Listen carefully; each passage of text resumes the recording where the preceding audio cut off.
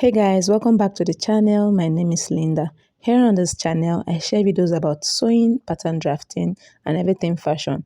On today's tutorial, I'm going to be sharing with you guys how to draft this beautiful scoop illusion neckline dress inspired by Beauty Tukura. Forget about the side basque. I have a separate tutorial for it on this channel. If this seems like what you're interested in, you might want to hit the subscribe button and tap on the notification bell to get more videos like this. Let's begin. So guys, here on my work table, as you can see, I've gone ahead to draft my basic bodice pattern for the front and the back piece. So with the help of this basic bodice pattern, we are going to be getting the desired style for this scoop illusion neckline dress. If you're curious on how to draft this basic bodice, I'll be making a video on it and I'll be uploading it very soon. So on this pattern, I already have my chest line, my bust point, I have my under bust, my waistline, and then the length of the top. And as for the back, I just have the chest line, the waistline, and the length of the top. That is different from the front, okay? So we have our dart of about 0.75 on both sides. Same thing goes for the back piece. On the front, I also have a side dart, which is 1.5 inches wide.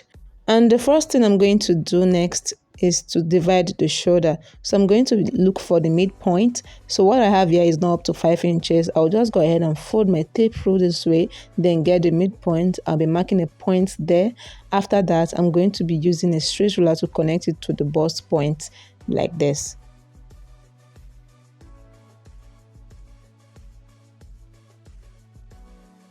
So guys, after I was done connecting the line, the next thing I did was to mark a 3 inches wide circle to guide me into achieving the overbust pattern. So now I'll go ahead and rotate this all around. This is very optional. You can skip it if you don't want to include this part. Next thing I did was to separate the two patterns like this halfway, and then I'm going to simply cut through the lines on the shoulder to enable the slash and spread method. Okay, so I'll go ahead now and cut it all the way to the bust point. Then I'll remove the excesses I have around there so I can be able to work on it properly. So the next thing I'll do is to fold in the side dart just like this. Okay, I'll go ahead and create a crease around this part so that the first line will be meeting the second line on the dart.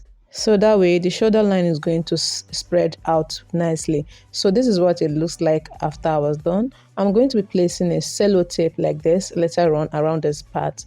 But before doing that, I'm going to make a crease line here so that I can have a fold around that area. Now I'm going to measure around this part on the shoulder.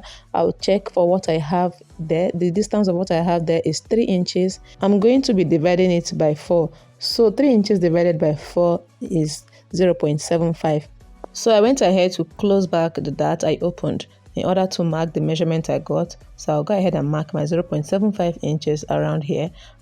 Connect the line, and then I'm going to be taking out that portion. So I'll just go ahead and just bring it inwards underneath like this. Okay, just place it underneath like this, and then I'm going to be using my cello tape to tape them together later on. So the next thing I did was to replace that measurement I took in for the dart, which is 0.75 inch. I'm just going to connect it with my curve ruler into the armhole line, and that becomes our new armhole line. Now I'm just going to use my cello tape and close that initial dart I have there and glue them together. Now I'm going to go ahead and cut this part. Okay, I'll be slashing the middle so that way the pattern stays very flat on the table. So this is what it looks like after I was done. The next thing I'm going to do is to retake the line for the shoulder slope and make it straight.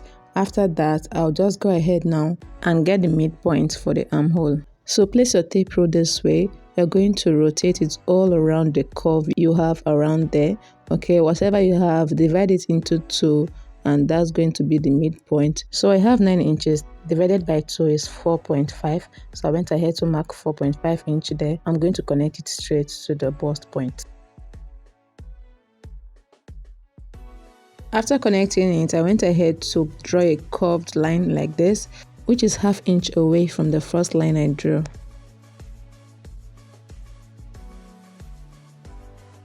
On the underbust line, I'll come in where it's like this by 0.75 inch and then repeat the same thing on the opposite side, which is the center front. Then I'll go ahead and connect it with a curved ruler, just like you see me doing.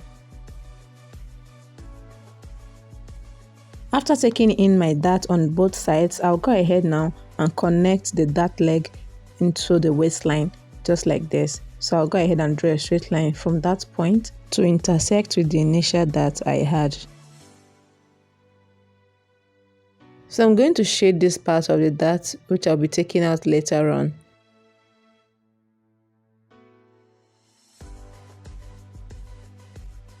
After I am done with that, I'll go ahead now and mark the measurement I want to use to mark the scoop neckline. So I marked 1/2 an inch there. I'm going to connect from that point to the chest line. So guys, I'll go ahead and darken the lines on the side of the bodice so that it becomes very clear.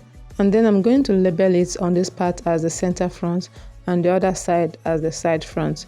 On the armhole, I'll go ahead and mark 1/2 inch here so I won't have short edges, and I'll go ahead and mark a point there and connect it just like this into the armhole dart. And also I'll go ahead and create a new armhole curve from there, just like you see me doing. After marking that, it's time to work on the back piece. So the back is very simple because it will have a loop for corset. I'll come in where it's by 1/2 inch around the waistline like this, and then I'm going to connect it with my ruler, just like you see me doing, upwards and downwards. So after doing that, it's just as if you are going to eliminate a bulge for the zipper in case you're adding your zipper allowance. So the next thing I'm going to do now is to come upwards at this part of the armhole.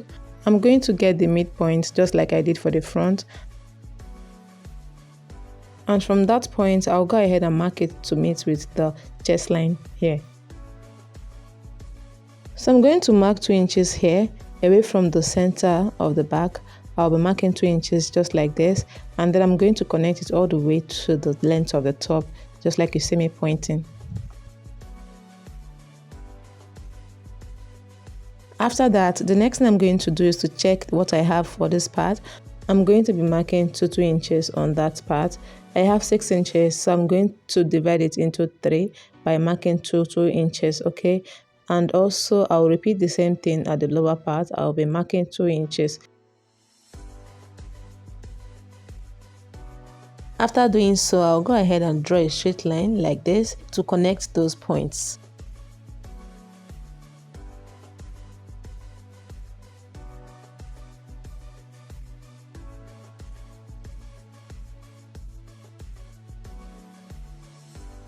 The next thing I'll do is to take in my darts on these 2 lines. So I'm marking 0.25 inches on both sides for this, and then for the other one I'll be marking 0.5 inches on both sides. Now I'm going to connect the darts respectively.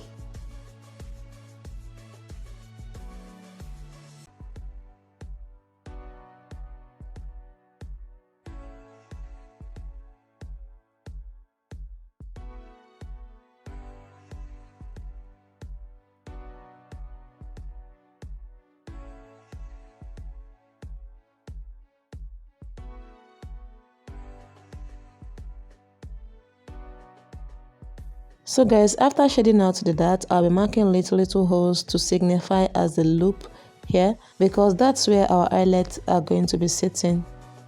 Next, I'll go ahead and tighten the yoke for the back. On this point of the middle dart, I'll mark 1 inch upwards, and then I'm going to connect it with a straight ruler into the armhole, just like this. I'll be connecting it into the middle line like this.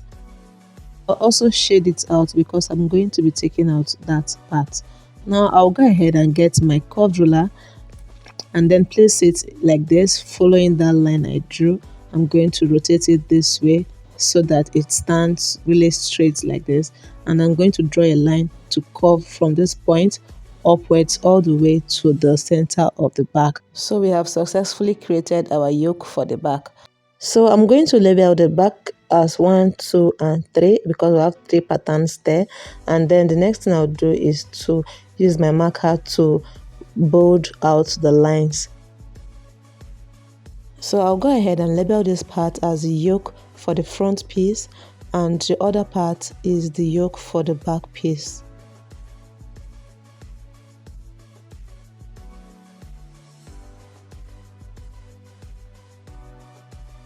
Next, I'm going to create a curve by marking 1.5 inch on both sides of the front and back piece.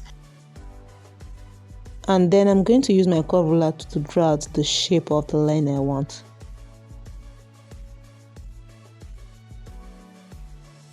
So after drawing out all the lines, I went ahead to cut out everything.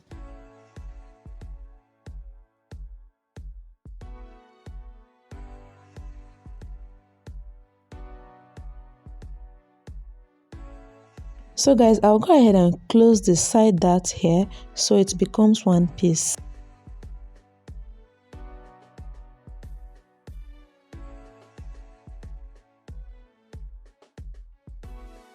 After cutting out the front, I'll go ahead and cut the back piece. So this is what the front looks like. Okay, we have the yoke, we have the center front, and then we have the side front.